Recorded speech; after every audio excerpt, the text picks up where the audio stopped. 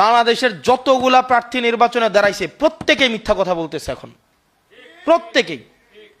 যতগুলা সংসদে যাবে ইনক্লুডিং আমি সহ হচ্ছে এখন মিথ্যা কথা বলতে হবে, বাধ্য হইতে হবে আমাকে। আমি চাই না মিথ্যা কথা বলতে, আইনের কারণে। 40 লাখ টাকা 30 লাখ টাকা কোনো আদম সন্তান যারা সংসদে যাবে বুকে হাত দিয়ে বলতে পারবে শুধু এই টাকাটা খরচ করে সে সংসদে যাবে?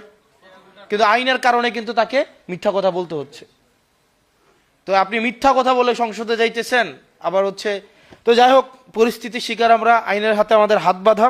সংসদে এই বিষয়গুলো নিয়ে আমরা কথা বলবো, যে এই বিষয়গুলো নিয়ে ইনশাআল্লাহ আল্লাহ যদি রিজিকে রাখে, আল্লাহ যদি তৌফিক দেয়, এই যে বর্জুয়াদের যে আইন বানানো এবং হচ্ছে আমাদের যেই মিথ্যা কথা বলতে বাধ্য করা, অসৎ হইতে বাধ্য করা, এই জায়গাগুলোতে হচ্ছে আমরা যেন জনগণের কাছে যেন আমরা স্পষ্ট হইতে পারি, জনগণের কাছে যেন আমরা সৎ হইতে পারি। মানুষ কিন্তু বুঝে যেটা একটা মিথ্যা কথা। 30 লাখ টাকা দিয়ে নির্বাচন হয় না, এটা মিথ্যা কথা, এটা মানুষ বুঝে এবং জানে, কিন্তু প্রতিনিয়ত এটা আমাদেরকে বলে যেতে হয়।